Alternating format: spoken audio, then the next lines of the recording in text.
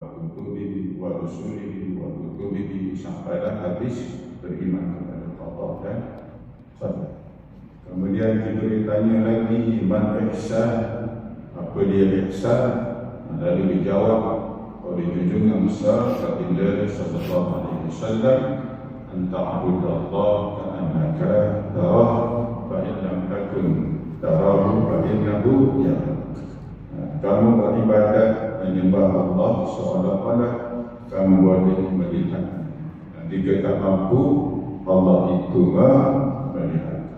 Kemudian Jibril tanya lagi, bagaimana dengan hari kiamat?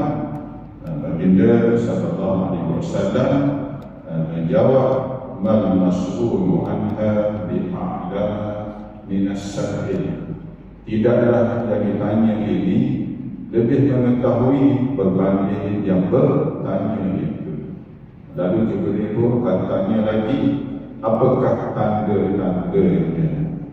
Lalu Nabi cerita tandanya 1, 2, 3, 4, 5 sampailah ya beberapa tanda yang disebut oleh baginda sallallahu alaihi wasallam. Jadi penerangannya sebelum ini kita dah sentuh penerangan secara ringkas. Jadi secara agak terperinci, yang pertama ialah sifat kedatangan Jibril, Sayyidina Jibril alaihi salatu wassalam. Jadi Jibril ini sebagaimana juga malaikat yang lain, Allah menjadikannya dari unsur Maha Kuasa Allah dengan kudrahnya, dengan iradatnya, menjadikan kita ini dari unsur tanah. Permulaan penciptaan ya dari Allah dari unsur tanah. Kemudian Allah, begitu juga Allah Maha Kuasa menjadikan makhluknya yang bernama malaikat dari unsur cahaya. Begitu juga Allah dengan sifatnya Maha Kuasa, Maha Berkehendak menjadikan makhluknya yang bernama jin, syaitan, iblis itu dari unsur sifatnya api panas, yang menunjukkan kehebatan, keagungan, kemahaan Allah. Jadi Jibril adalah di antara makhluk Allah dalam kalangan malaikat. Bahkan Jibril adalah di antara malaikat yang paling tinggi kedudukannya di sisi Allah. Kerana apa? Di antara tugas Jibril ialah membawa firman Allah, membawa kalam Allah. Tak ada yang lebih besar berbanding firman-firman ataupun kalam Allah. Lalu ditugaskan malaikat yang hebat, iaitulah Jibril. Dan malaikat inilah yang pergi berjumpa Nabi sallallahu alaihi wasallam. Jadi malaikat Jibril alaihi salam ketika itu diberi keizinan oleh Allah Subhanahu wa taala untuk mengambil jisim, mengambil jasad. Lalu beliau atau malaikat Jibril ia berupa sebagai seorang pemuda, digambarkan pakaiannya bersih, digambarkan rambutnya, pakaiannya syadidu bayadi al-thiyab, pakaiannya teramatlah putih, mana menunjukkan kebersihan. Maknanya kita di dalam ibadat kepada Allah, terutamanya ibadat-ibadat yang menunjukkan kepada suci dari najis, wajib menjaga seperti solat. Di antara syarat sah solat ialah suci dari najis. Mana pakaian itu kena suci dari najis. Pakaian, tubuh, badan, kemudian tempat solat, jangan kena pakaian kita, tubuh kita, perkara-perkara di dalam kategori najis yang tidak dimaafkan. Lalu Jibril datang dengan sifat yang bersih, pakaiannya putih, yang terlalu putih, mana putih melepat, yang pertama putih. Dan yang kedua digambarkan berhubung dengan warna rambut Jibril. Itulah syadidu sawadi sya'ri. Rambutnya teramat hitam, menggambarkan sifat belia, maknanya muda, pergi menghadap Nabi dalam keadaan bersih, dalam keadaan yang mengambil jasad pemuda yang masih belia.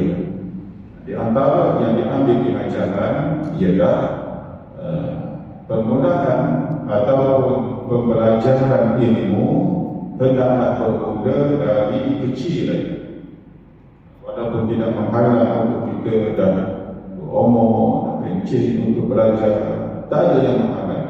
Tetapi yang terbaiknya ialah bermula dari muda, proses pembelajaran ilmu. Pasal muda ini otaknya masih cerdas dan tubuh badannya masih cerdas. Jadi ketika itulah dia masa yang paling sesuai untuk belajar apa-apa ilmu dan juga apa-apa kemahiran. Lalu ditunjukkan oleh Jibril datang kepada Nabi SAW dan muncul di majlis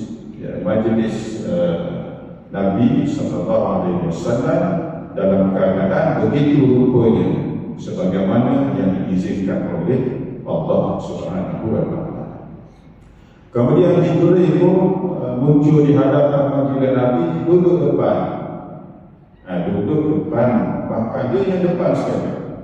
Sehingga kan digambarkan oleh Umar bin Khattab,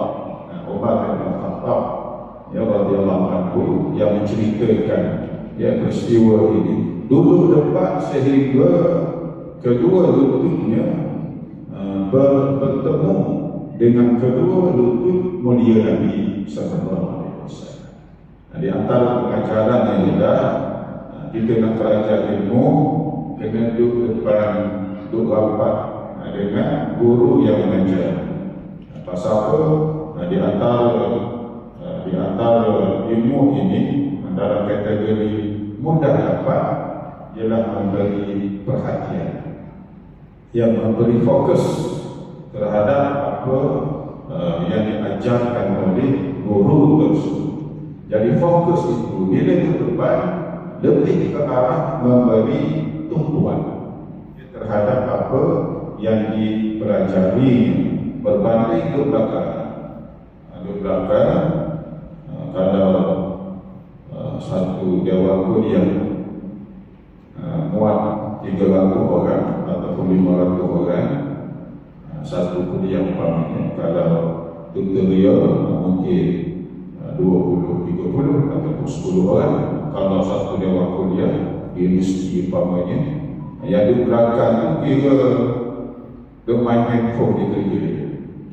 Duduk depan dia sekali juga main handphone. Begitulah biasanya pengalaman saya bila satu kuliah tu lama sampai puluh-puluh. Di belakang tu budak-budak ada main handphone, doa apa, WhatsApp ini. Di depan tu dia tengok muka kita, dia tengok kita cakap apa, dia tengok.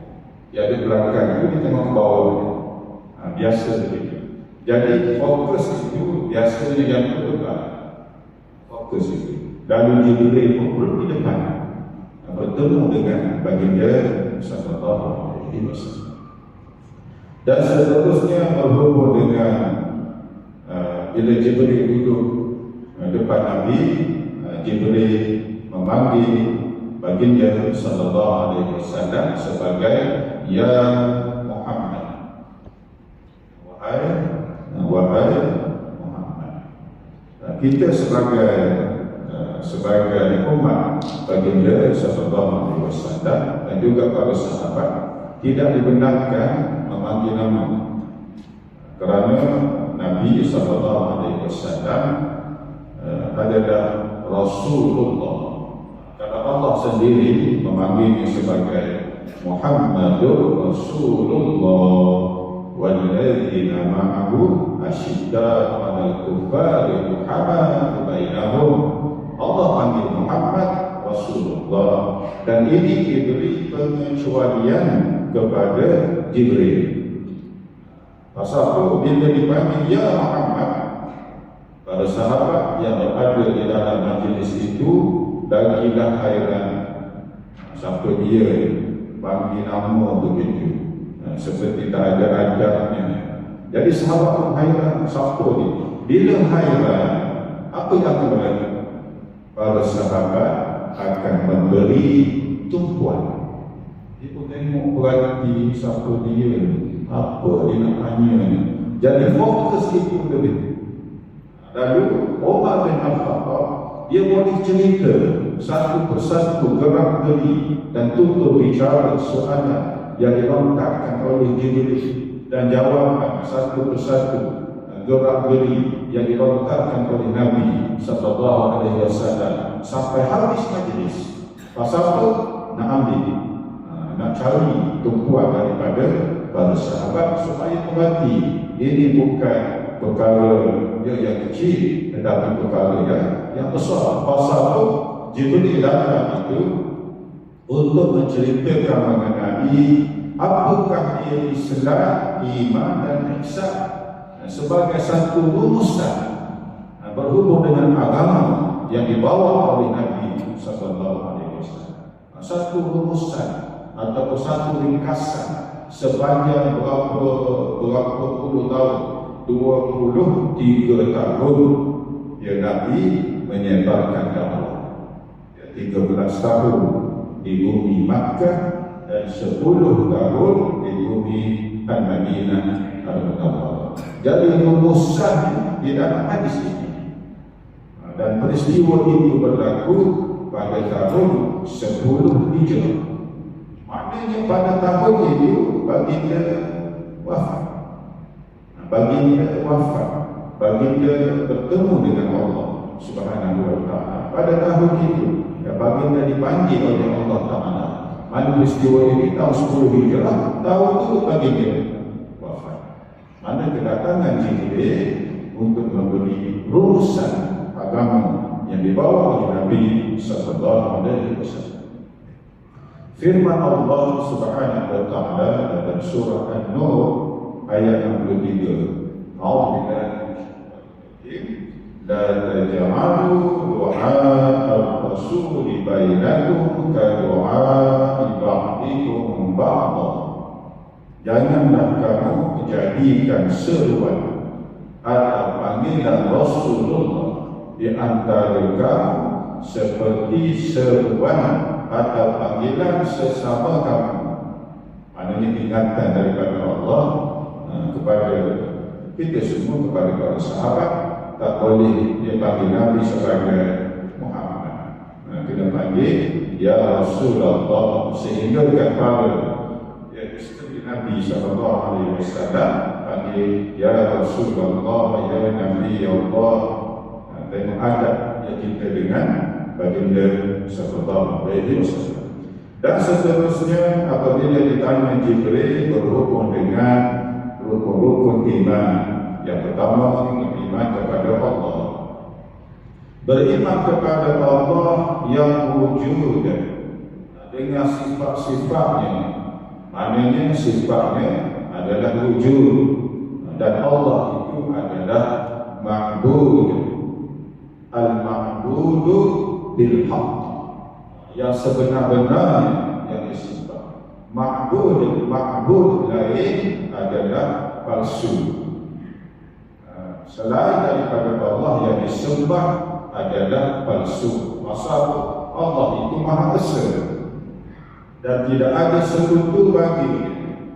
Lam yalid wa lam yulad wa lam yakul lahu kufuwan.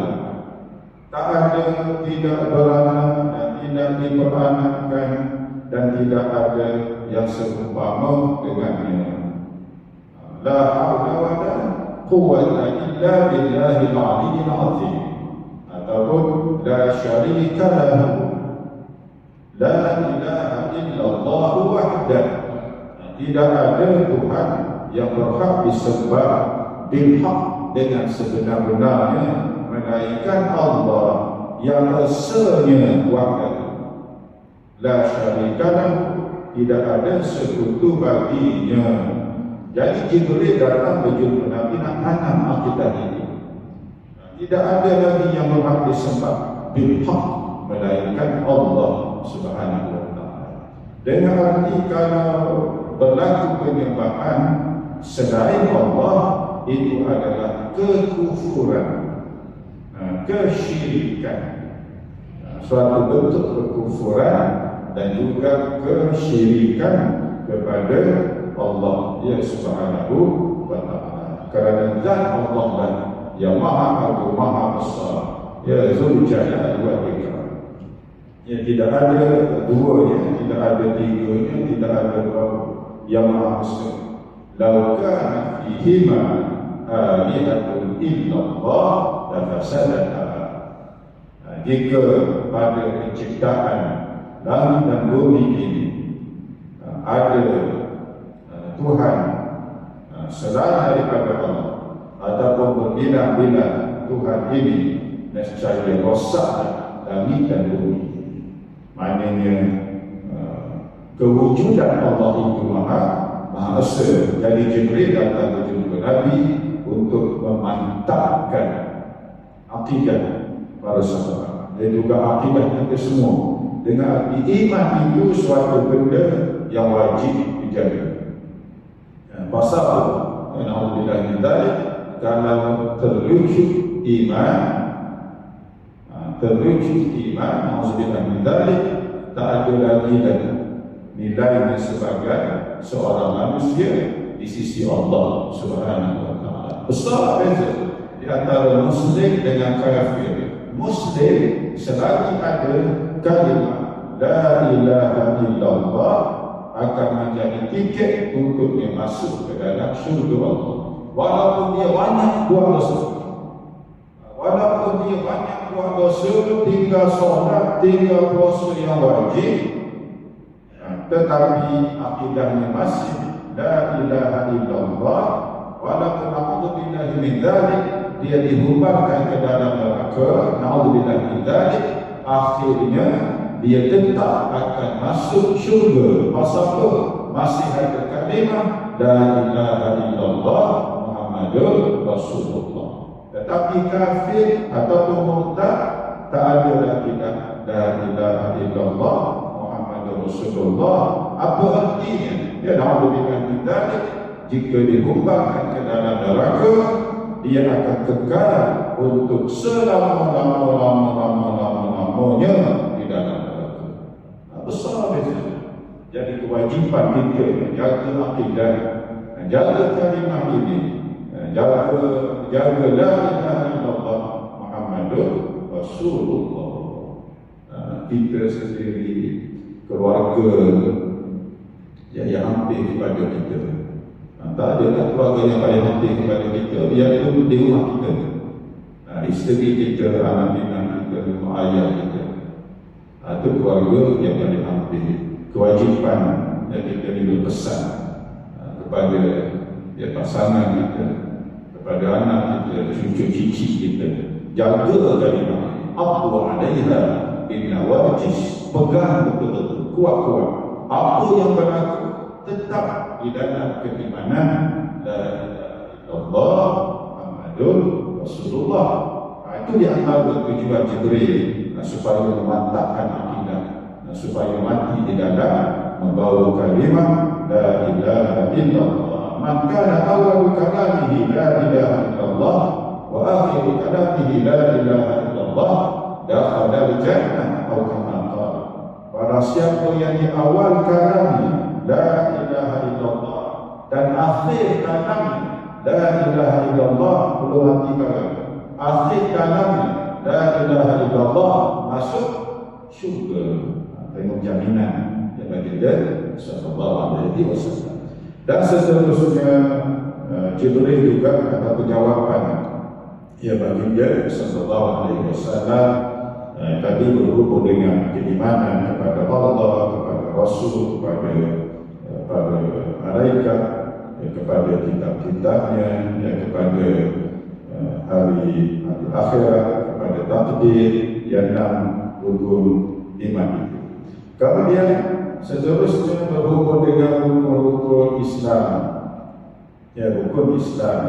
Islam ini adalah pertanyaan yang pertama Jibril kepada Nabi. Sebelum Jibril tanya mal iman, Jibril bertanya terlebih dahulu mal Islam. Pasal apa? Mal Islam ini benda yang boleh kita nampak, berupa amalan-amalan yang boleh kita nampak. Jadi yang pertama kepada ini adalah kalimah tadi, an-nutqu bi syahadatain, dan yang kedua as-shalah. Ini di antara amalan-amalan soleh yang paling penting, ialah jaga as-salawat al-khams, sembahyang 5 waktu sehari semalam. Pasal inilah dia amalan yang mula-mula akan ditanya di akhirat pula. Di antaranya awal ma yuhasabul 'abd yaum al-qiyamah as-salat ataupun as-salawat.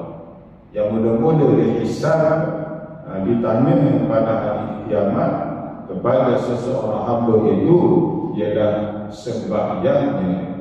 Dengan arti sembahyang yang 5 waktu. Bila itu dah settle, amalan lain mudah di sisinya, mudah untuk dia melalui al-mahsyar apabila sembahyangnya sempurna. Jadi kita sahabat-sahabat sekalian, kita kena tengok anak kita, cucu-cucu kita, suami isteri berhubung dengan sembahyang masing-masing.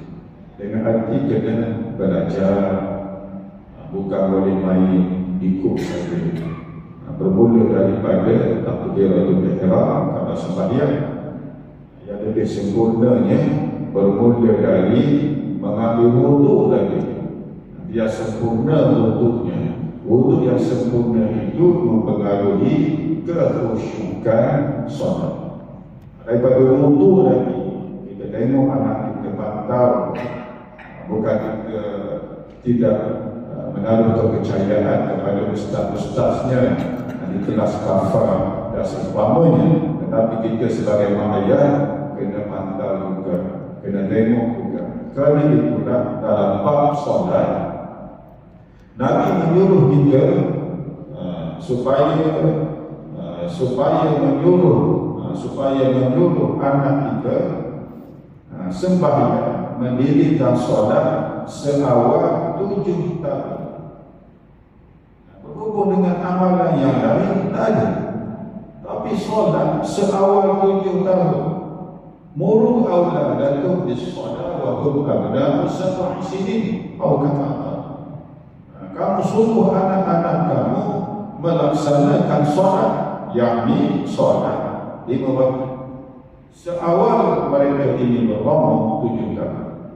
Kemudian bila umur 10 tahun masih lagi tak dekat solat, kamu denda mereka ini. Wadribuhum 'alaiha wa hum abna'u 10 sinin wa farriqu bainahum fil madaji'. Dan kamu denda mereka apabila mereka sudah masuk umur 10 tahun tapi tak solat lagi, dan kamu pisahkan di antara mereka, di antara anak lelaki dan perempuan dari tempat tidur masing-masing. Dari tempat tidur masing-masing. Maknanya amalan yang lain tak ada kecuali solat seawal ini. Maknanya bila suruh untuk solat umur 7 tahun, pengajaran itu bermula sebelum 7. 7 itu dah suruh dah. Jadi pengajaran itu bermula sebelum 7. Nah, 5-4 tahun kita boleh ajar Al-Fatihah, suruh dia mengaji, perbetulkan rukuk dia. 7 dah suruh. Kemudian bila 7 tahun dah suruh solat, pemantauan itu masih ada. Tengok subuh pukul berapa dia solat. kamu dah lihat apa subuh, namanya hari-hari minggu, namanya payah. Kita pantau, dia solat subuh pada waktu dia. Pantau 7 tahun, 8 tahun, betulkan rukuk dia, sujud dia, bacaan dia, betulkan. Sampailah 10 tahun, berapa tahun diberi tempoh? 7, 8, 9, tengok. Hampir 4 tahun. Hampir 4 tahun. Kemudian kita duduk pantau dia, satu hari 5 kali. Takkanlah tak pandai lagi. Takkanlah dia tak dekat lagi solat. 10 tahun tak dekat lagi. Maknanya dia sudah sampai 4 tahun, 5 tahun dipantau dia. Kalau mak ayahnya betul-betul pantau. Kalau betul-betul berlaku pemantauan ini, tak sampai 10 tahun, setahun budak itu dekat dah solat. Dia pergi mana, dia main apa, pergi belajar kat mana, insya-Allah kita jangan bimbang. Bila anak kita jaga solat, Allah akan jaga dia. Dia pergi belajar mana? Pergi belajar mana? Bawa besi mana pergi belajar? Kita tak payah tinggal. Pasal apa? Kita tahu anak aku ini jaga solat. Bila dia jaga solat, Allah jaga dia. Ihfazillah yahfazka. Kamu jaga Allah, Allah jaga kamu. Yakin dengan janji Nabi sallallahu alaihi wasallam. Itu solat 5 waktu. Dan seterusnya berhubung dengan az-zakat, iaitu zakat. Zakat ini satu kewajiban, dia panggil ibadah, ibadah maliyah, ibadah yang berkaitan dengan harta benda. Lepas solat, kemudian kewajiban zakat. Pasal apa ada manusia mungkin kalau ibadah-ibadah berbentuk badaniyah, dia tak ada masalah. Dia nak solat, dia nak berzikir, dia nak baca Quran, tak ada masalah. Tapi berkaitan dengan harta benda, dia payah. Ada manusia begitu. Dia berkaitan dengan harta benda, poketnya dia zip, kemas-kemas dia zip. Ada masalah. Ada manusia begitu. Maknanya ada sifat, dia panggil sifat al-bukhl, sifat al-bukhl bakhil.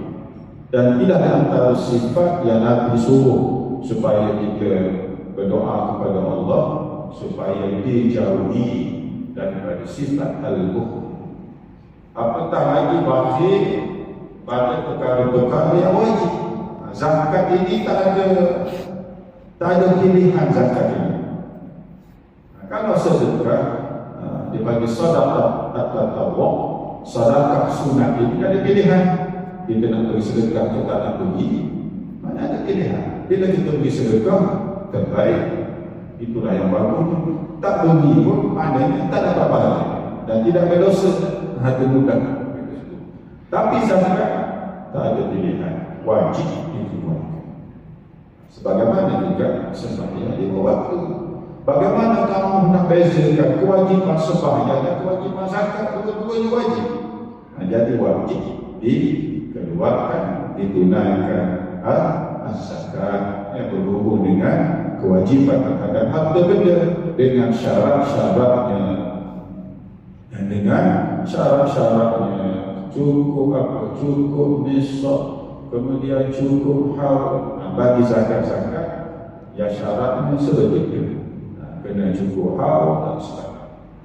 Jadi perlu diambil perhatian sehingga kan ada satu konsep zakat itu boleh qada. Dia ada termis zakat tahun lepas boleh qada. Boleh qada. Jadi keterangan lanjut ini boleh dapat jumpa kita di Selangor ini lembaga zakat. Boleh jumpa lembaga zakat. Dia boleh kira berapa yang perlu kita kena bayar. Dia ada pegawai-pegawai yang pakar dalam bab kira-kira. Kemudian dengan kerajaan kita ini diberi limit, diberi tolakan setiap pembayaran zakat kepada pihak yang dibenarkan. Maknanya bila kita bayar zakat, sama ada zakat fitrah ataupun zakat apa saja, bila kita dah mengisi borang cukai pendapatan, kan dia ada tu bahagian-bahagian tolak zakat. Maknanya tak rugi. Mana bila kita bayar zakat, kita sudah menunaikan dua kewajipan. Satu kewajipan kita sebagai warga negara kepada negara kita, dan kewajipan yang kedua kita sebagai Muslim terhadap Allah Ta'ala. Jadi dua kewajipan kita sudah menunaikan. Dan yang pentingnya kita dilepas daripada siksaan Allah Subhanahu Wa Ta'ala. Dan seterusnya adalah berpuasa di bulan Ramadan. Ini kita puasa yang wajib, yang mana tidak ada dia puasa yang wajib kecuali pada bulan Ramadan, kecuali kalau kita bernazar. Sebagaimana yang kita maklumi dalam bab nazar. Nazar ini benda-benda yang sunat yang kita nazarkan, ianya akan menjadi wajib. Sebab itulah kita dipesan oleh guru-guru kita, bila kita nak bernazar, kita ukur dengan kemampuan. Boleh buat atau tidak. Kalau tak boleh buat, jangan disebut benda itu. Pasal apa? Dia dibagi, kita tak mampu untuk melaksanakan.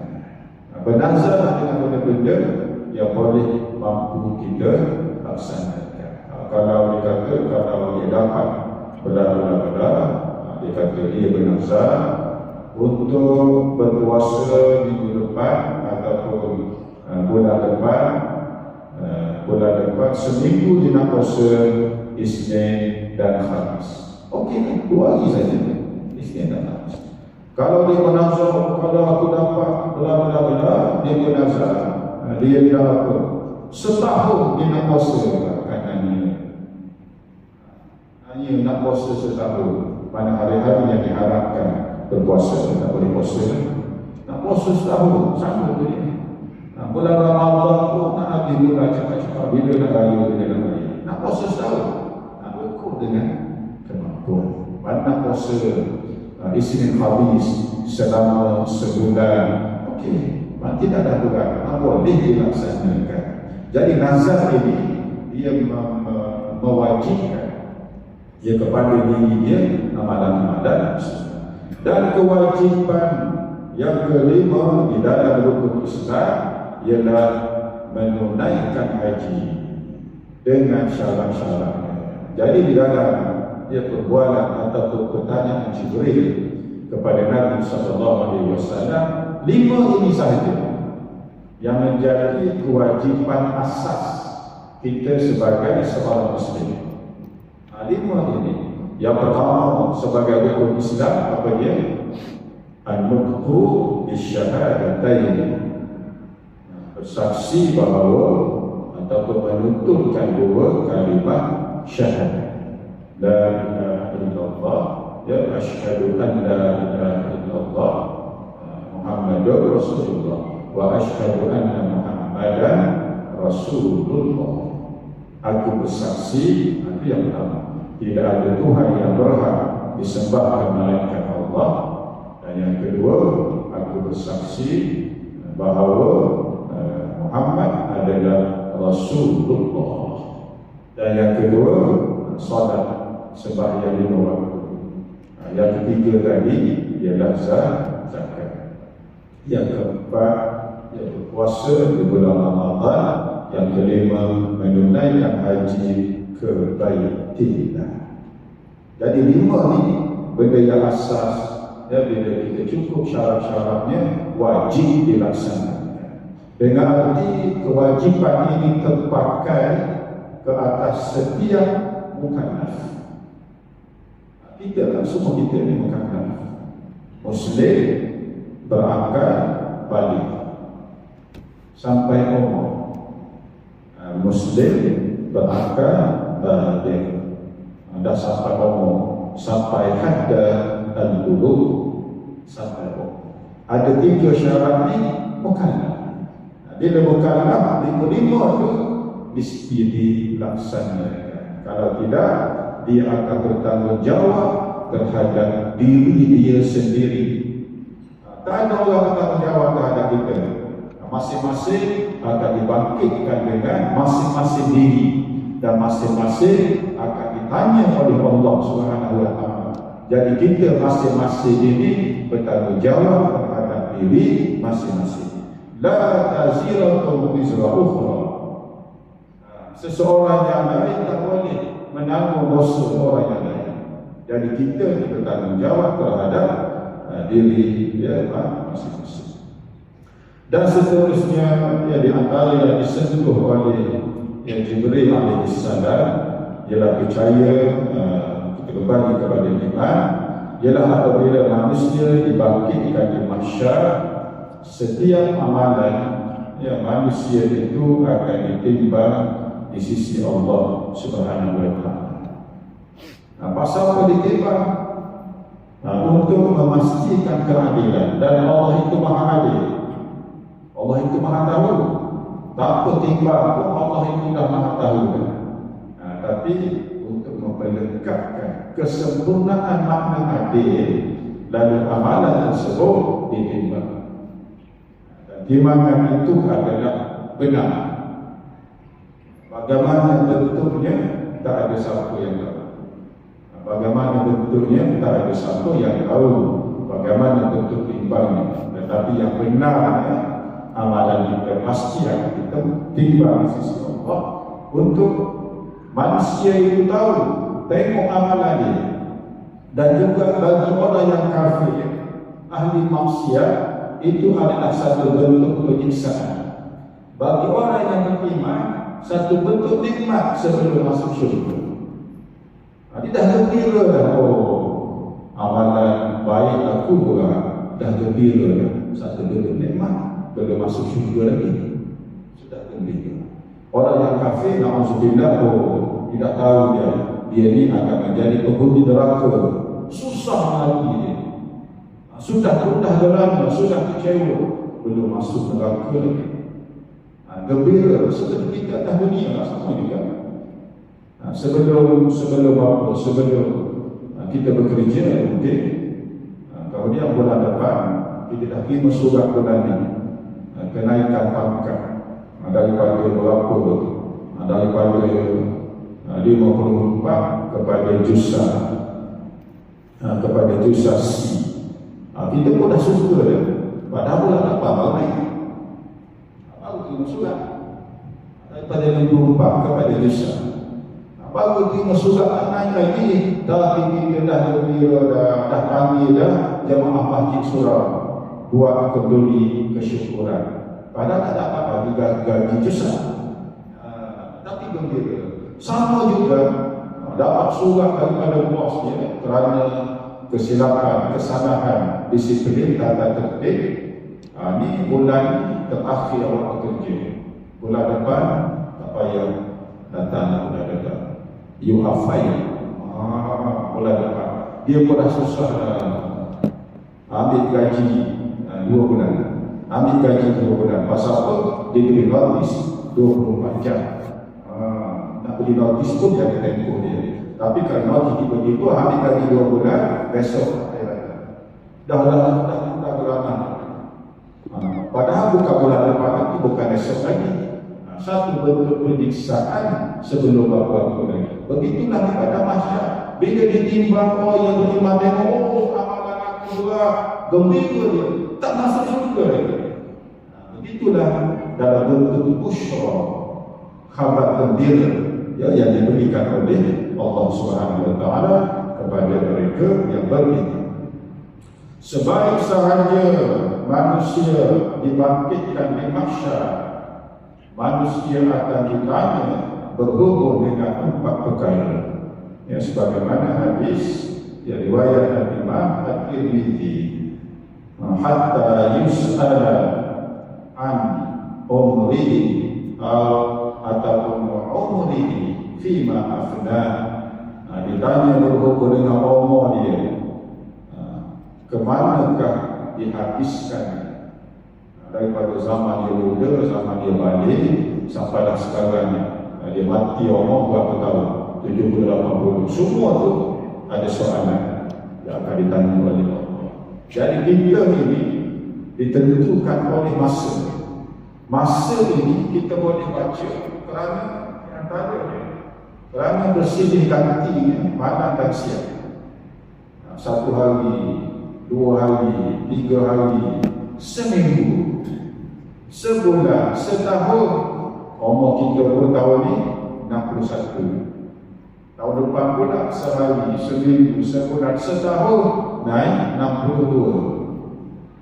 Bukan sekadar umur, tetapi apakah pengisian yang kita lakukan akan ditanya di sisi Allah Subhanahu wa taala. Wa an ilmihi fi ma fa'al. Berhubung dengan ilmu dia, kepakaran dia buat apa? Dengan ilmu tersebut dia amalkan ataupun sebagainya. Dia pakar bidang apa? Bukan bidang agama saja. Dia pakar bidang apa? IT, bidang apa? Digunakan kepakaran dia untuk hack account siapa-siapa, account bank siapa-siapa di situ punya duit. Semua itu akan ditanya di sini. Walaupun dia pakar bidang akan ditanya. Dan yang ketiga, waran malihi min aina kasabahu wa fima anfaqa. Berhubung dengan harta benda dia, daripada manakah sumbernya, kemudian ke manakah dibelanjakannya. Dua soalan. Harta ni dua soalan tanya. Daripada mana harta ni sumbernya? Sumbernya halal, alhamdulillah. Kemudian tanya soalan yang kedua, ke mana kamu belanjakan harta? Dengan arti walaupun sumbernya halal, dia tak bebas untuk kita belanjakan ikut suka kita. Mesti ada garis panduan daripada syarak. Dibelanjakan, diletakkan harta itu hanya pada tempat-tempat yang dihalalkan sahaja. Kerana itulah dia dosa pahala. Kalau sumbernya sudah haram, tak ada guna lagi untuk tanya soalan yang kedua. Tak lulus dah. Tak lulus dah. Maknanya harta ini yang kita makan, kita minum, kita guna, kita pakai, itulah yang membentuk darah daging kita. Kita membesar di dalam keadaan ya harta benda yang halal. Kita ibadah pun semua. Orang yang membesar, alhamdulillah min dzalik, dengan harta benda yang haram, ibadahnya, kehidupannya pasti ada masalah. Pasal apa? Dagingnya tumbuh daripada benda-benda yang kotor. Dan Nabi beri amalan, kullu lahmin nabata min haram fannar auladi. Setiap daging yang tumbuh dari benda yang haram, neraka adalah lebih utama untuknya. Dan akhir sekali berhubung dengan fizikal dia, anggota dia, bagaimana dia menggunakannya, adakah taat kepada Allah ataupun sebagainya. Jadi itu yang boleh kita berkongsi pada malam ini. Mudah-mudahan apa yang kita sama-sama dengar tadi diberi manfaat. Subhanallah.